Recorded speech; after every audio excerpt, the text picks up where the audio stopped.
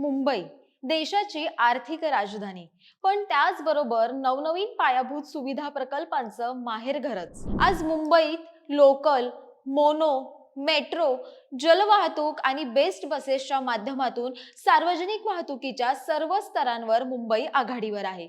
आगामी काळात हे जाळं अधिक विस्तारेल. याच जाळ्यातील एक महत्त्वपूर्ण मार्ग म्हणजे Mumbai metro 11 gateway of India ते वांद्रे टर्मिनस मेट्रो प्रकल्प. हा प्रकल्प नेमका काय जाणून घेऊयात आजच्या व्हिडिओतून. नमस्कार, महा एमटीबी मध्ये आपलं स्वागत. मी गायत्री श्रीगोंदेकर आणि कॅमेरामॅन आहे जयेश पाटील. मुंबई शहराच्या वाहतुकीला नवी दिशा देणाऱ्या Mumbai metro 11 gateway of India ते वांद्रे टर्मिनस या प्रकल्पाला जपान इंटरनॅशनल कोऑपरेशन एजन्सी म्हणजेच जायका कडून तब्बल 5,500 कोटी रुपयांचा निधी मिळणार आहे. या संदर्भातील करार नुकताच नवी दिल्लीमध्ये पार पडला. या प्रकल्पाच्या अंमलबजावणीला आता ठोस आर्थिक पाठबळ मिळाल्याने प्रकल्पाला देखील गती मिळणार आहे. गेटवे ऑफ इंडिया ते बांद्रा टर्मिनस असा हा प्रस्तावित मेट्रो मार्ग केवळ एक वाहतूक सुविधा नसून मुंबईच्या शहरी जीवनशैलीत मोठा बदल घडवणार आहे. वडाळा आणि धारावी मार्गे जाणारा हा कॉरिडॉर शहरातील गर्दी कमी करण्यास, प्रवासाचा वेळ वाचवण्यास आणि प्रदूषण नियंत्रणात ठेवण्यास महत्त्वाची भूमिका बजावणार आहे. मेट्रो 11 हा प्रकल्प सुरुवातीला 17.51 किलोमीटर पर्यंत म्हणजेच गेटवे ऑफ इंडिया ते वडाळा असा होता. मात्र शहराच्या भविष्यातील वाढत्या गरजा लक्षात घेऊन या मार्गाचा विस्तार करून तो बांद्रा टर्मिनस पर्यंत नेण्याचा निर्णय घेण्यात आला. त्यामुळे आता स्थानकांची संख्या देखील वाढून 19 वर जाणार आहे. यामुळे अधिक भागांना आधुनिक मेट्रो सेवेशी जोडले जाणार आहे. हा प्रकल्प मुंबई मेट्रो रेल कॉर्पोरेशनसाठी मेट्रो 3 आरे ते कुलाबा यानंतर दुसरा मोठा भूमिगत मेट्रो प्रकल्प ठरणार आहे.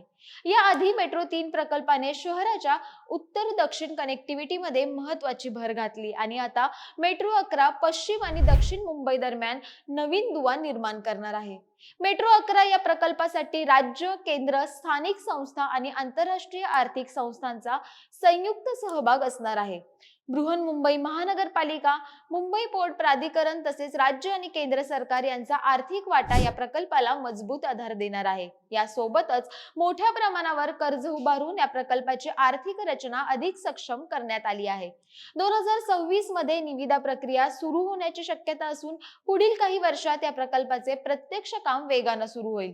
2032 पर्यंत हा प्रकल्प पूर्ण करण्याचे उद्दिष्ट ठेवण्यात आले आहे. हा मेट्रो मार्ग पूर्ण झाल्यानंतर मुंबईच्या सागरी किनाऱ्यावरील भाग, ऐतिहासिक स्थळ आणि महत्त्वाचे वाहतूक दुवे एकमेकांशी अधिक सक्षमपणे जोडले जातील.